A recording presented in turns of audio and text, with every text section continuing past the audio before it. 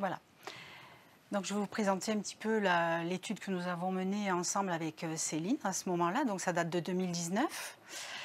Moi, je débutais en fait en tant qu'infirmière et j'étais en formation. Et lorsque j'ai entendu les exposés de François-Xavier Keller et de Céline, j'ai découvert la problématique. Je n'étais pas du tout au courant de cela. En plus, nous sur Nîmes, on n'a pas de port maritime et on ne suit pas de docker. Donc ça m'a un peu interpellée, donc j'ai écouté attentivement. Avec Céline, ils nous ont exposé un petit peu ce qui s'était passé sur une plateforme logistique d'un de nos adhérents. Et du coup, j'essaie de changer.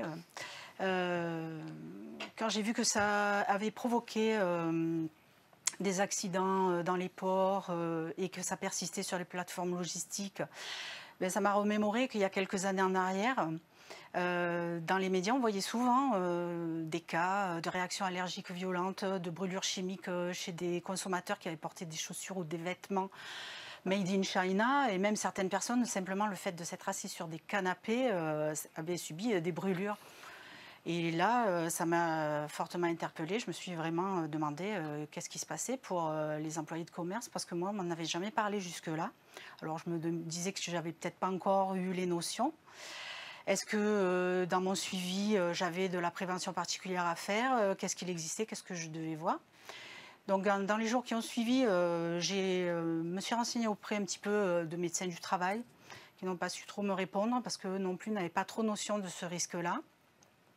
J'ai fait une recherche sur le net et dans les revues spécialisées et j'ai rien trouvé, à part tout ce dont on a vu ce matin, tout ce qu'on a vu depuis ce matin, des études qui avaient été menées à l'ouverture des containers. J'ai trouvé effectivement tous ces accidents graves dont on nous a parlé, qui avaient touché des douaniers ou des dockers avec des décès. Donc j'ai pris connaissance de tout ça.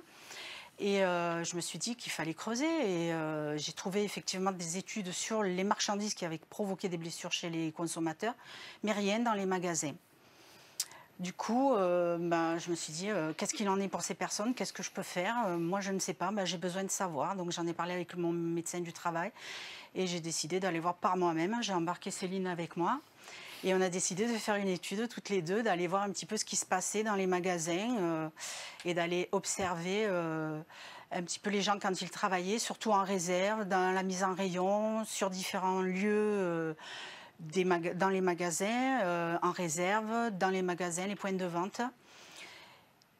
Comme nous n'avions pas beaucoup de temps, parce que nous avons mené cette étude tout en travaillant et en exerçant nos missions qui nous incombaient à chacune, nous avons ciblé 4 commerces, quand même d'importance, avec une relative importance, pour qu'il y ait plusieurs activités différentes, mais surtout beaucoup de marchandises, beaucoup de ventes, un débit important et beaucoup de mise en rayon. Parce que sur peu de temps, on voulait évaluer quand même le maximum d'activité. Ça nous a permis d'évaluer l'activité pour 107 salariés sur ces 4 commerces non alimentaires. Donc nous nous sommes rendus dans une grande surface de mode et d'accessoires, une grande surface d'articles de sport, une moyenne surface qui vendait des accessoires et des pièces de moto, et un bazar qui vendait toutes sortes de biens d'équipement où on trouvait un petit peu de tout. Et nous avons effectué des métrologies. Donc ça, c'est Céline qui va vous en parler. La méthodologie que l'on a utilisée, c'était de réaliser des mesurages en instantané et de façon aléatoire au moment du déballage en priorité, mais aussi dans les contenants eux-mêmes. Et on a alloué une demi-journée, on a consacré une demi-journée pour chacun des commerces non alimentaires que l'on avait ciblés. Donc pour ce faire, on a décidé de mesurer la concentration en composés organiques volatiles, dont on parle depuis ce matin, COV, avec un appareil qui permettait à la fois de faire des mesurages en instantané et de pouvoir ensuite enregistrer les données pour pouvoir récupérer un profil de la concentration en COV en fonction de l'heure. Et donc, comme on avait observé là où on avait pris nos mesures, on a pu attribuer, s'il y avait lieu, des pics, à quel endroit déjà du magasin la mesure avait été prise et d'avec quel article également. Donc on a utilisé un appareil qui était donc de 4 gaz et qui était muni donc d'un détecteur de PID pour mesurer les COV. ce qui nous permettait, avec l'équipement dont on avait en service de prévention et santé au travail, d'avoir une première approche sur la présence ou l'absence donc de polluants tels que les composés organiques volatiles, bien sûr sur la base des substances qui pouvaient être détectées par l'appareil, hein, puisque les appareils, les PID, si on regarde la note donc, de l'INRS, ne détectent pas l'ensemble des COV que l'on peut retrouver. Donc les différents magasins que nous avons rencontrés, donc Valérie les a cités. Et pour la présentation d'aujourd'hui, nous avons décidé de vous présenter uniquement les résultats de 2 enseignes, de 2 commerces non alimentaires pour lesquels nous avons retrouvé des COV. La première enseigne, donc, c'est une enseigne nationale d'accessoires et de pièces moto. Comment ça se passe donc dans ce magasin? Donc en fait, il y a plusieurs livraisons par jour qui se fait donc à l'accueil du magasin. Les colis sont ensuite acheminés et emmenés dans les différents rayons dans lesquels ils doivent être déballés et mis en rayon. Ensuite, donc, une salariée ou un salarié pose des antivols, étiquette donc les articles et les met en rayon. Et nous avons fait donc des mesurages aux différentes étapes, mais aussi sur des articles qui étaient présents et qui étaient déjà rayonnés dans le magasin. Bon, un point sensible qu'on avait rajouté, puisque du coup, comme on intervenait sur la thématique du risque chimique, c'est que ce magasin-là avait un atelier mécanique qui était juste attenant et pour lequel il y avait une communication qui se faisait par le plafond, puisque le plafond ne montait pas jusqu'à la hauteur et donc du coup il pouvait y avoir des passages donc, de polluants d'un côté et de l'autre, ou en tout cas de l'air, quoi. Les résultats que nous avons obtenus sont rassemblés dans ce graphe présent. Donc, vous inquiétez pas, on va décrire chacun des pics que l'on a pu exposer, qu'on a pu retrouver. Donc, le premier pic que l'on voit, qui est assez faible, qui a été fait donc, au sein d'une chaussure donc, de moto qui était déjà mise en rayon. Donc, on a un petit pic de COV, mais qui reste faible par rapport à ce qu'on peut voir après, mais quand même la présence de COV. On a fait donc différents mesurages, aussi bien au niveau du stockage des produits chimiques, du rayon textile, du rayon casque, maroquinerie. On n'a pas retrouvé grand-chose au niveau des COV. Alors, on était aussi limité par le seuil de détection de l'appareil. Et quand on est arrivé au colis à déballer, qui se situe, donc les pics qui se situent carrément à droite, on peut voir qu'à l'intérieur d'une chaussure qui venait d'arriver, d'être livrée et pour lequel l'opératrice allait poser donc l'antivol est donc étiqueté, on a un pic assez conséquent de COV. Et après, bien sûr, à différents moments de la mise en rayon. La partie centrale, c'est ce qui concerne l'atelier. On ne va pas détailler au jour d'aujourd'hui puisque ce n'est pas la thématique de la journée technique. Mais en tout cas, des COV ont été retrouvés sur ces articles-là. Deuxième enseigne pour laquelle nous avons retrouvé des COV, la présence de COV, c'est une enseigne nationale de bazar et de biens d'équipement. Alors là, le fonctionnement est tout à fait différent, puisque là, la livraison est réalisée dans la réserve qui est à l'arrière du magasin. Les colis sont ensuite dispatchés dans le commerce lui-même pour le déballage. Alors tout ceci avant l'ouverture du magasin, tout ceci se fait avant. La mise en rayon qui se fait soit dans des bacs, sur des étagères ou sur des cintres. Et à la fin de cette mise en rayon, juste avant l'ouverture, il y a un balayage qui se fait parce qu'il y a souvent des cartons, des scotch, des poussières au sol. Et ensuite, le travail se poursuit dans la réserve après ouverture du magasin. Donc là, pareil, nous avons... Nous avons du coup pu réaliser différentes mesures à l'ouverture des cartons de différents articles, notamment du linge de maison, des articles de beauté, des chaussures, des articles dédiés aux enfants, tels que des jouets et des vêtements. Et sur la matinée où on était présente pour faire des mesures, nous avons détecté des COV, donc c'est le pic qu'on voit sur tout le balayage de mesurage, pour des sabots en plastique qui étaient eux-mêmes sous plastique. Et donc, on a pu détecter la présence de COV avec une concentration qui était bien supérieure à 10 ppm équivalent isobutylène, qui est le cas de calibration, pour ce modèle, pour cet article-là. Donc, suite à cette étude, nos conclusions, c'est que nous avons, malgré le manque de temps et nos petits moyens, mis en évidence la présence de COV dans 2 commerces sur les 4 visités. Et ceci pendant l'activité de déballage des salariés, dont certains travaillaient souvent demi-penchés au-dessus des marchandises. Je crois que ça a déjà été dit, mais c'est vrai. Et au moment de la libération, du déchirage du plastique ou de l'ouverture du carton, il y avait une libération avec un pic instantané. Et comme ces personnes étaient sur la trajectoire, elles inhalaient tous ces COV, et ça, autant de fois qu'elles ont ouvert les boîtes. Ce qu'on a pu constater également, c'est que la concentration en COV chutait très rapidement après leur libération, montait très vite au plafond. Il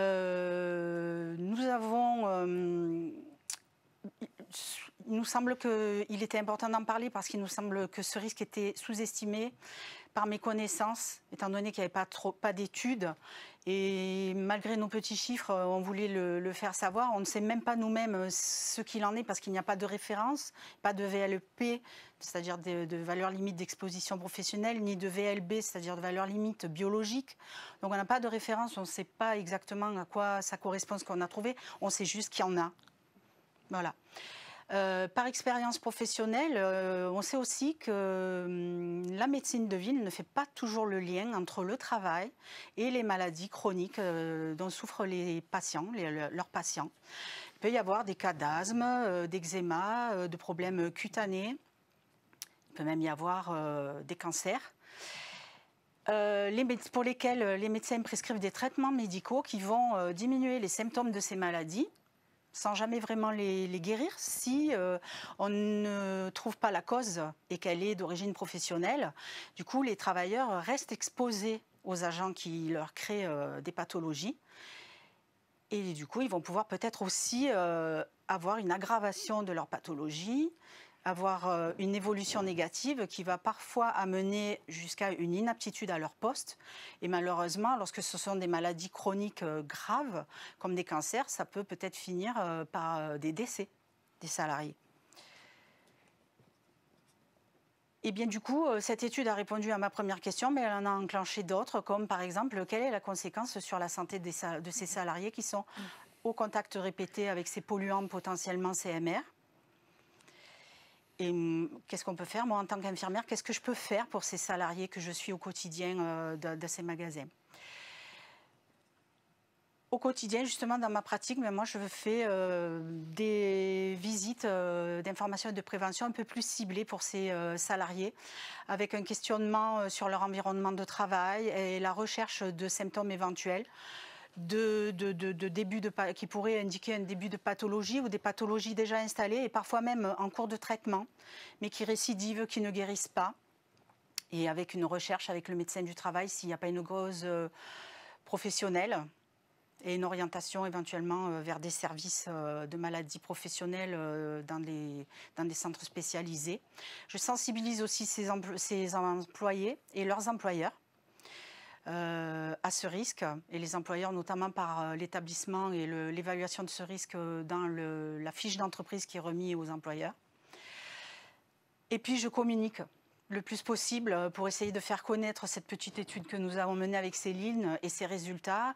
Par exemple, nous avons exposé un poster au Congrès national de médecine de Strasbourg en 2022, dont le résumé de ce poster a été publié aux archives des maladies professionnelles et de l'environnement. Donc tout ça, ça peut se retrouver sur Internet. Je l'ai présenté aussi à la Société régionale de médecine de travail de Montpellier, donc retour au point de départ. Je l'ai présenté aussi à mes collègues de travail pour les informer, mais on a élargi au-delà de Prévy. Et puis avec le service de communication de Prévy, mes collègues, nous avons réalisé une vidéo de prévention qui est diffusée sur le site de Prévy et sur nos réseaux sociaux, et que nous pouvons utiliser aussi lors d'ateliers de prévention sur le risque chimique, et que vous allez pouvoir visionner tout de suite. Les employés de magasins non alimentaires peuvent-ils être exposés à des substances chimiques pendant leur travail? La plupart des gens vous diront que non. Et pourtant, prenons l'exemple de Mélanie, qui vient d'acheter des baskets. Fabriquées puis emballées en Asie ou en Chine, ces baskets ont voyagé pendant des semaines par bateau puis par camion pour être livrées en magasin avant que l'employé ne les déballe pour les mettre en rayon. Quel rapport entre ces baskets et le risque chimique pour les employés du magasin? Certains pays importateurs ont leur propre réglementation qui leur permet d'utiliser des produits chimiques toxiques, parfois interdits en Europe et en France, et ils ne l'indiquent pas forcément. Quasiment tous les objets de notre quotidien sont composés de matières d'origine chimique, comme le plastique, la résine, les synthétiques, la colle, la peinture, le vernis, la teinture, le flocage, etc., etc. Les matières naturelles comme le bois, le coton, le cuir sont aussi traitées par des produits chimiques pour les blanchir, les tanner ou encore les conserver.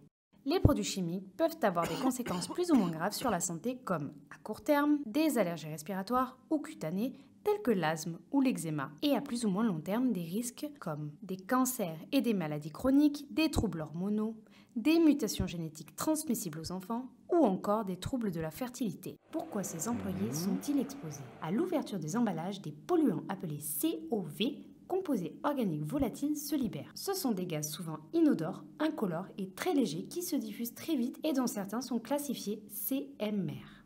Mais comment ces employés peuvent-ils être contaminés par des polluants? Soit par voie respiratoire en les inhalant, soit par voie cutanée, par passage à travers la peau lors du contact répété et ou prolongé avec les objets, soit par voie digestive en avalant des produits chimiques accumulés sur les mains. Quelques gestes simples de prévention. Il vous faut ouvrir et laisser les cartons se ventiler avant de les vider.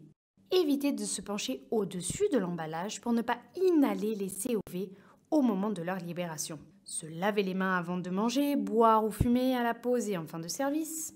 Aérer fréquemment les réserves, les lieux de déballage ou les équiper d'un système de renouvellement de l'air. Attention à l'inhalation des poussières et des fibres textiles saturées en produits chimiques. Évitez les manipulations de marchandises près des voies respiratoires comme le pliage de vêtements sur la poitrine. Passez l'aspirateur plutôt que le balai. La paire de baskets achetée par Mélanie n'est qu'un exemple parmi tant d'autres. Tous les magasins non alimentaires sont concernés par ce risque chimique plus ou moins important selon le type de marchandises proposées, le rythme de réapprovisionnement des rayons et la possibilité de ventiler les lieux de travail. Vous pensez être concerné par ce risque? Contactez votre médecin du travail.